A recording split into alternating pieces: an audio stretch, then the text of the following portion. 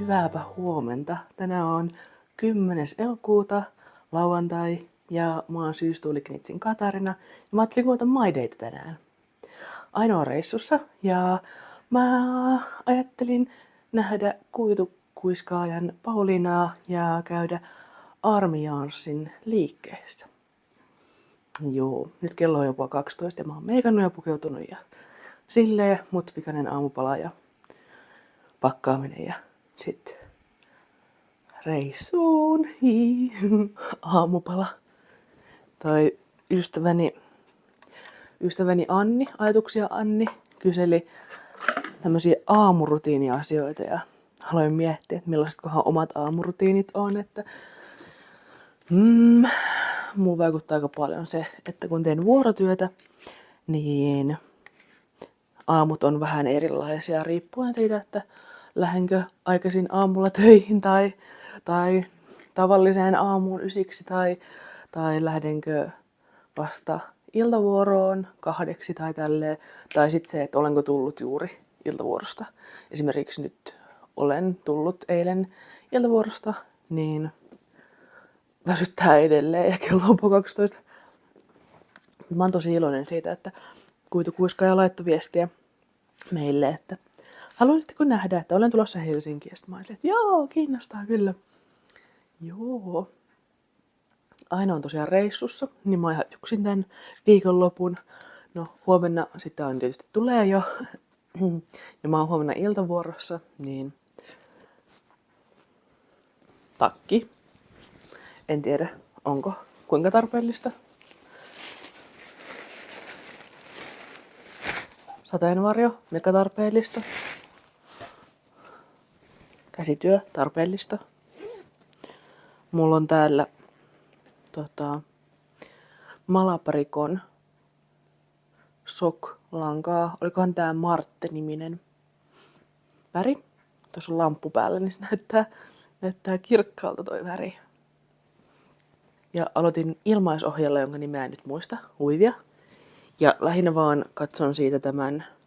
Siis eilen illalla, kun mä tein tätä ihan pari riviä, kun tulin yhdellä töistä, ja näyttää vähän nyt jotenkin vinkuralta. Mua epäilyttää. Mä en oikeasti ole huiveja tehnyt juurikaan. Niin tää on varsinkaan semmosia kolmiohuiveja. Kolmiohuiveja varmaan yhden eläessäni. Ja siitäkin on niinku vuosia aikaa.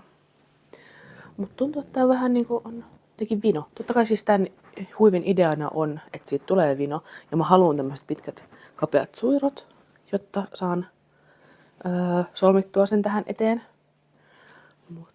Ja en siis sen ohjeen mukaan en mene, kun siinä on siis sillä tavalla, että siinä tehtäisiin vaikkapa silää neuletta. Niin mä teen vaan tämmösiä reikäjuttuja omasta päästä. Tai siis ainoan vinkkaamana, että mä teen niitä sit vaan niinku semmosissa väleissä, kun tuntuu siltä. Ja sit kaiken lisäksi mä ajattelin tehdä tähän vielä iCordin. Mulla on se Knitsin iCoder työkalu. Niin ajattelin sitten tehdä tähän sellaisen. Juu. Ja sitten mä luen tällaista. Kävin Paloheinässä hammaslääkärissä ja sitten huomasin, että siinä on kirjasto. Sitten mua kiinnostaa käydä eri kirjastoissa. Niin minähän kävin siellä ja siellä heti suositeltiin mulle tällaista siellä hyllyssä. Oli silleen, että kun astuin sinne, niin näin tän. Ja kun tulin kotiin tämän kanssa, mä olin silleen, no kato, mitä mä lainasin. Sitten aina oli silleen, meillä on toi kirja. Ja en muistanut yhtään mitään, että meillä olisi tää kirja. Ja mua kiinnostaisi kuulla, että mitä kaikkia muita neula-aiheisia romaaneja olisi. Mä oon lukenut Sinisen langan. Sen kirjailijan nimeä mä en muista, mutta se oli tosi vaikuttava. Sitten mä oon lukenut sen Tiina Mahlamäen Neoloasin. Sekin oli tosi hyvä. Ja nyt mä luen tätä ja tätä Laura Honkasalon kotikutoista kirjaa. Ja sitten mä aloin kuunnella Storytelistä semmoista Nurin oikein kirjaa, joka on kans niinku ehkä 10 vuotta vanha tai jotain, että siitä niinku puhutaan blogimaailmoista ja tämmöstä. Niin huomaa, että se on kirjoitettu vähän aikaisemmin kuin ei ihan viime vuosina. Niin mä haluaisin löytää lisää käsityöaiheisia romaaneja tai että missä se olisi jotenkin. Aino vinkkasi, että Satu Rämön Hildur-sarjassa olisi jotakin neulomista tai joku hahmo, joka neuloo. Joo. Heittäkää ihmeessä vinkkiä tuohon alas, jos teille tulee mieleen. Tääkin on 2011 kirjoitettu tai julkaistu. Niin huomaa, että tässä on muutamia semmosia juttuja, jotka on vähän ehkä kuulostaa vanhentuneelta. Ja itse ehkä tykkii tässä muutamia semmosia, että tämä kirjailija vaikuttaa vähän negatiiviselta tai että tietysti hän katselee omaa elämäänsä silleen omasta vinkkelistään, mutta itse on silleen, että en mä kyllä ole yhtään tota mieltä. Tai että no vaikka eurolavoista, että ei ihmiset ole niistä kiinnostuneita, vaikka niistä voisi vaikka mitä rakentaa. Ja itse muistan silloin 2011 muutin pois kotoa ja musta olisi tosi hienoa ollut olla joku eurolavoista tehty sohva, mutta mä en tiedä mistä niitä sais ja kaikkea tällaista. Ja mä muistan semmoisen boomin, kun oli semmosia niin kuin eurolavajuttuja, että tehtiin just jotain sänkyjä tai sohvia niistä kakoamalla. Ja sitten ehkä niin kuin, tässä kun tämä kirjailija puhuu vaikkapa kuinka sukupuolittunutta käsityöt on ollut, että on ollut poikien käsityöt ja tyttöjen käsityöt, niin joo. Ja että kuinka nykyään voi tehdä mitä vaan ja kuka vaan, mutta silti se saattaa vähän uusintaa sitä, että hellä poika voi tehdä äidilleen voiteen tästä ohjeesta ja jotenkin niin kuin, että kyllä isä haluaa perheelleen talon rakentaa ja sitten vaan silleen, niin, mutta ehkä se kuvastaa vähän eri maailmaa. Tai jotenkin, että kyllä äiti lapselleen vaatteita tekee ja näin, että sitten saattaa tulla vähän paineita. Ja sitten taas, että ei niin kuin, ainakaan nyt niin ei ole niin negatiivinen mielikuva vaikka tulevaisuudesta, että ollaan herätty semmoiseen kulutuskriittisyyteen ja mun ainakin ystäväpiirissä ja tämän tyyppiseen. Ja mitäpä olisi tiennyt, jos niinku, hän puhuu tästä niinku pikamuodista, mutta nyt kun on tää ultrapikamuoti, nämä seinit sun muut, niin että on aika hurjempaan suuntaan vielä enemmän mennyt. Se olisi sillä tavalla, tietyllä tavalla kyllä, joo. Mun täytyy ruveta kohta lähtee. Musta tuntuu, että mä en niinku saa vielä oikein sanoja suusta, niin kun mä oon niin väsynyt vieläkin. Kello tulee 12. No niin, nyt on aika valmista. Aika lähteä. Niin kiva ja niin jännää nähdä uusi ihminen. Lähtihän me nopeasti tietysti neulefestareilla, mutta olen innoissani.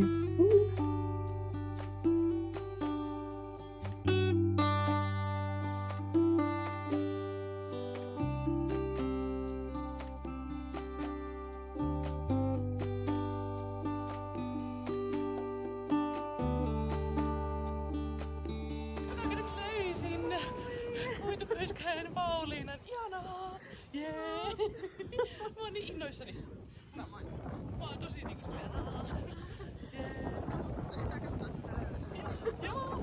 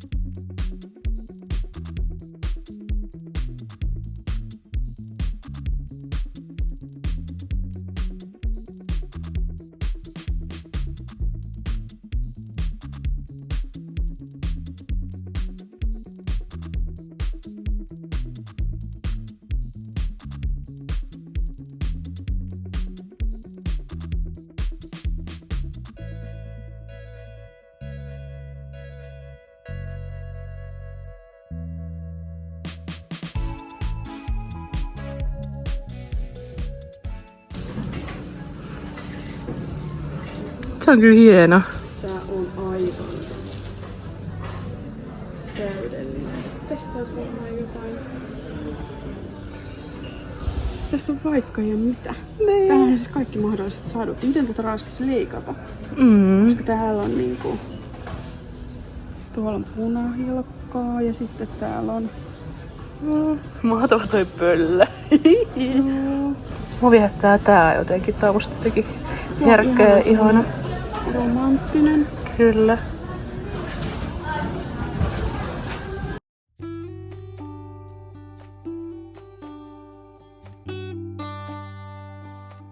Mut tässä on tosiaan mun matkasukat tulossa. Mä loin silmukat sitten bussissa, kun tulin tähän pisteeseen, nyt on päässyt. Niin. Mulla on toivon mukaan, mä en oo nyt ihan 100 varma, mutta tässä pitäisi olla lankana sitä neulojan sohvilla sitä sukkalankaa. Joo. Et mulla on jaettuna se vyyhti nyt kahdelle ja teen sitten niin pitkät sukat kuin mitä näistä tulee. Ihanaa, oi vitsi. On hienon väristä. Eikö se ookin? Tää on muistaakseni lanttu oli. Lanttu. Joo, nimeltään.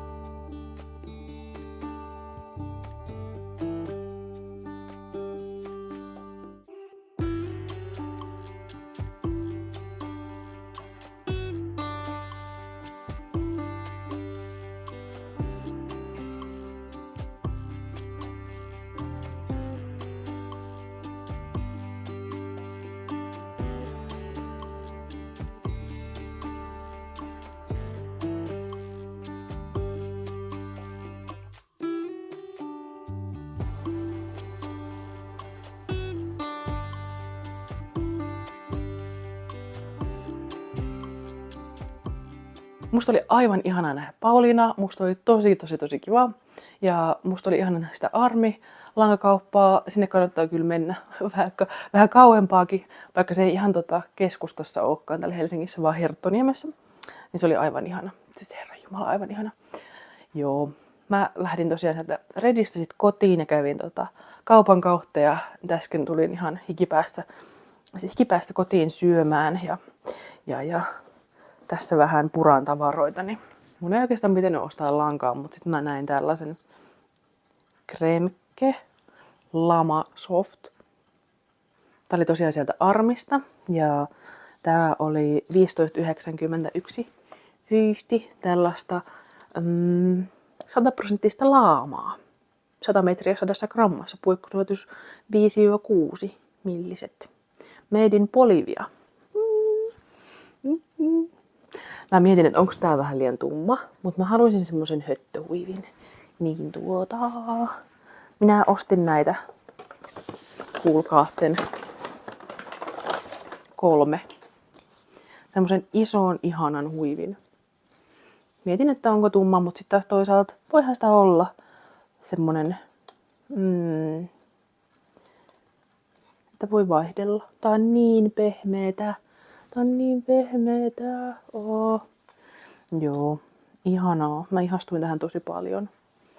Tää on musta aivan ihastuttavaa. Mä en tiedä, toistuukohan kauhean hyvin tässä väri. Tää on tämmönen vähän vihertävä ja tumma. Minä pidän siitä. Vein Paulinan Redin kierrätyskeskukseen, jossa me käydään Ainon kanssa monesti ihmettelemässä. Ja ostin sieltä Ainolle tällaisen pikkuisen vyyhdin. Mietin vähän sitä, että kun mä en ostanut Ainolle tuolta Armista mitään, mutta mä ostin sitten tällaisen 2 euron mini vyyhdin kierrätyskeskuksesta, josta täältä tursuu nämä haltijalangat ja en tiedä yhtään mitä tää on, mutta musta oli niin ihanan sävyinen, niin mun oli pakko ostaa tää Ainolle. Ja mitäs mä vaan laitan tän meidän pakkaseen ja annan Ainon löytää sen sieltä jonakin päivänä. No ei vaiskaan, mutta musta on jotenkin hauskan näköinen, hauskan värinen. Ehkä se on vähän kylmän sävyinen tuossa kamerassa, mutta tämmönen. Joo. Me katseltiin Paulinan kanssa myös kangaspaloja. Ja hän löysi sieltä myös ja minäkin löysin muutamia. Tällainen, tai ehkä enemmän ainon fiilistä tällainen herkkä, ihana vaalea puuvillakangas. Sitten vuorikankaaksi puuvillakangasta. Ja tää oli aika jännittävä.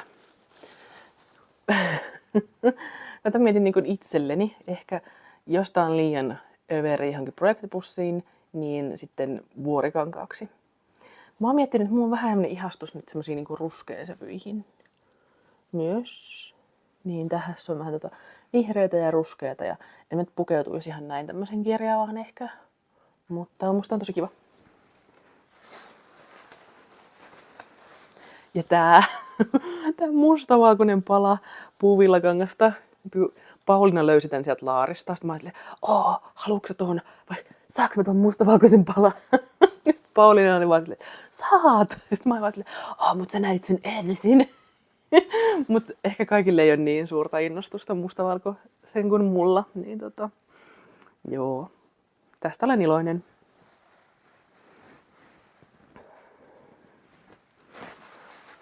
Ja tämä on Ainolle.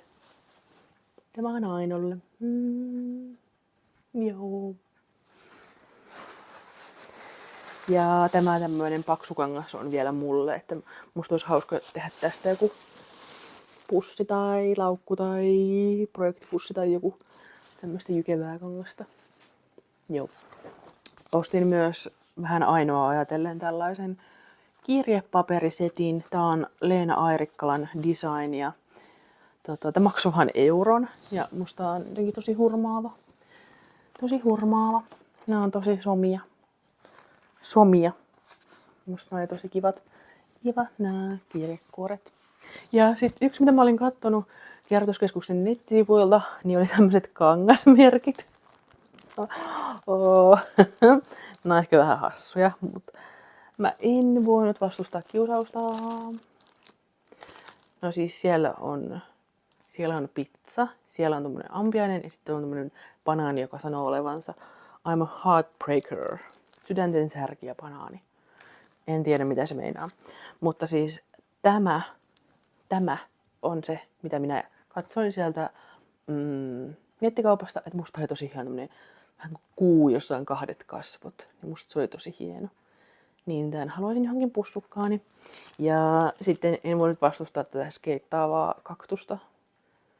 Ja sitten tuossa on tommonen joku outo käsi. En tiedä mikä se on. Se ei nyt ollut mun tää varsinainen. Mutta tää skeittaava kaktus ja tää. Ja sitten tässä toi ampiainen ja niin. En mä tiedä mihin mä laittaisin, mutta en mä oikein tiedä mitä nää on, että onko nää jotain silitettäviä. Tää vaikuttaisi vähän joltain silitettäviltä, niin joo, löytöjä oli. Se olisi ollut semmonen silkkipainokehys, mutta mä ajattelin, että mä vedän nyt siihen rajaan, että ei nyt silkkipainokehystä tai semmoista raamia, koska mulla ei ole juuri nyt inspiraatiota tehdä sitä, niin teen joskus myöhemmin. Kävin hakemassa myös paketin. Okei, nyt mun ruoka on valmista. Hei hei! Ja tuossa vilahtikin Lykon paketti myös. Tilasin ihonhoitotuotteita, josta kiinnostavin oli tällainen smoothin kosteusvoide. Tässä on vesimeloniuutetta ja hyaluronihappoa. Tällainen kosteusvoide. Designed in Finland, made in Korea.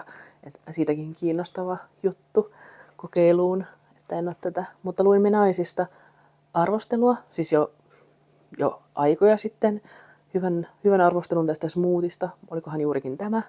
Niin sitten mä olin, että vitsi kun olisi kiva joskus ostaa. Ja nyt mä päätin ostaa, koska tää oli alennuksessa siellä Lykolla, että nyt mä ostan testiin tämmöistä kivaa uutta. Ja tää oli oikeastaan se ainut semmonen kiinnostavin näistä mun ostoksista, kun muut on vaan peruspuhdistusainetta. Joo. Ja aloin katsoa sykettä ruudusta ja varmaan vaan neuluskelen. Ja outo tunne, kun mä oon yksin kotona.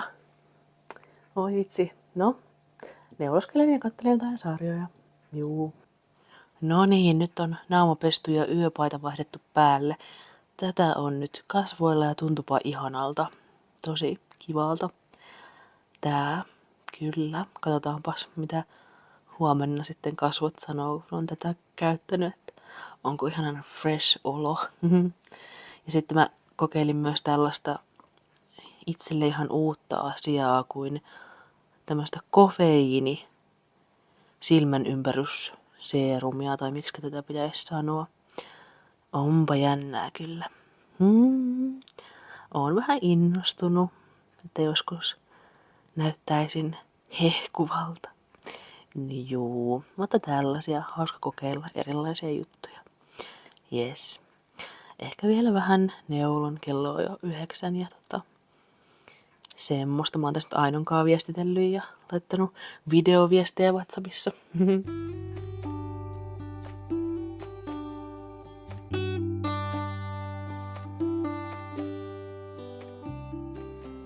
Siellä on eilisiltaiset projektipussit vielä sohvalla.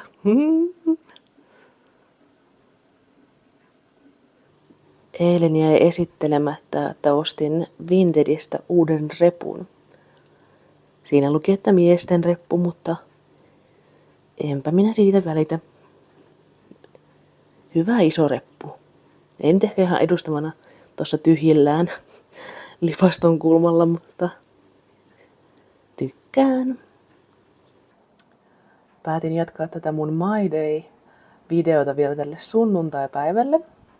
Eilen vähän se loppui silleen yllättäen, kun vaan katoin sarjaa ja neuloin ja sitten menin nukkuu. Ja nyt tänään aamulla en ole muuta tehnyt kuin laittanut pyykit kaappiin ja laittanut tiskikoneen päälle ja käynyt suihkussa ja vähän editoinut sitä eilistä videota. Ja nyt mä virittelin tähän meidän ruokapöydälle etätyöpisteen. Mä teen pääasiassa nykyään lähitöissä, mutta teen silloin tällöin myös etänä. Niin kun aina tulee kotiin, niin musta on kiva olla tässä nyt etätöissä, niin nähdään toisemme, kun olen iltavuorossa. Mä en tiedä yhtään, mitä tää nyt näkyy tässä, koska tää mun mini-alusta on tässä mun näytön vieressä, mutta juu, kyllä. Musta olisi tosi kiinnostavaa kuulla, mitä te ajattelette tällaisista My Day, My Week päiväkirjamaisista videoista, että onko näitä kiva katsoa vai toivoisitteko jotain erilaista. Tässä nimenomaisessa videossa on aika paljon kaikkea muutakin kuin neulomista tai lankavideoita itsessään, niin sitä mietin. Vähänhän mä tuossa sitä huivia esittelinkin, mutta se edistyi aika paljon eilen. Voisin vielä vilauttaa sitä, jos tulee tässä joku semmonen lounastaukohetki, että voisin ennen tai siis ehkä en ehdi nyt ennen töiden aloittamista, mutta ehkä jos jossain kohtaa tulee semmonen pätkä, niin voisin katsoa. Ja sitten aloitin yhden neulettakin, mistä mä en ole puhunut Instagramiin enkä tänne YouTubeen. Semmoisen Meiju Kallion All Yellow neulettakin retrosarjan Mondim-langasta. Ja mä oon tosi innoissani siitä ja se jotenkin alkoi silleen tosi extempore. Tai siis, että aloitin sen yhtäkkiä silleen hetken mielijohteessa, kun neulefestareiden jälkeen mulla tuli kova semmonen neulettakki-innostus. Ja sit mä oon siitä erotellut jo hihatkin ja tälleen, niin yllättävää. Joo, mut mä alan nyt hommiin, työt alkaa ja kiitos kun olit seuranani tämän viikonlopun. Että oli hauska näyttää juttuja ja oli tosi jotenkin inspiroiva viikonloppu, kun sain nähdä Pauliinaa ja käydä siellä ihanassa Armi-lankakaupassa. Joo, laita ihmeessä kanavatilaukseen, jos haluat nähdä jatkossakin meidän sisältöjä. Ja seuraavassa videossa toivon mukaan vähän enemmän Ainoa kanssa, koska tää oli nyt tämmönen mun itsenäinen viikonloppu, kun Aino oli reissussa, mutta tällaista. Joo, nähdään taas, moikka! Aino saapui kotiin. Ihana Aino, ja hän haki meille pupusta salaattia. Ihanaa! Kello on vähän vaille 12. Työvuoro päättyy 11. Ja nyt mä voisin vähän kuvata pikaisesti mun neuletakkiin. Kyseessähän on Meiju Kallion All Yellow neuletakki ilman mohairia ja pelkästään Retrosarjan Mondim-lankaa vain. Tästä näyttää tosi ruskealta tässä kamerassa, mutta alkaa pimeätä ja tää valottaa tätä vähän aika niin kuin valosammaksi.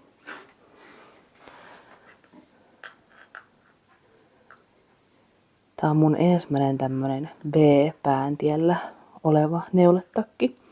Ja mä aloitin tän vähän silleen kuin varkain. Mun piti viimeistellä kesäisiä paitoja ja sitten mä yhtäkkiä vaan, kun mun tuli neulefestareilla niin semmonen kova innostus neuletakkeihin, niin lähdin tekemään tätä. Ja tää on näin pitkällä jo. Ihan tajutonta. Tässä on jotain 400 metriä 100 grammassa tässä Mondimissa, jos mä en nyt väärin muista, että aika ohutta. Mut silti mä oon näin pitkällä. Erikoista. Joo. Vähän jännittää, että tuleeko sopiva koko, mutta tähän tehdään se nappilista erikseen, että minkä verran sitten, miltä se sitten näyttää lopulta. Mutta tämmönen.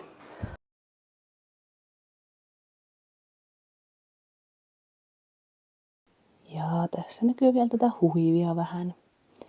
Mä en oikeasti tiedä, miten huiveja pitäisi kuvata, koska miten tahansa mä tän laitan, niin tää näyttää vähän, että se on vähän vinossa ja mullin mallin. Mut joo, näihin kuviin ja tunnelmiin hyvää yötä ja nähdään taas.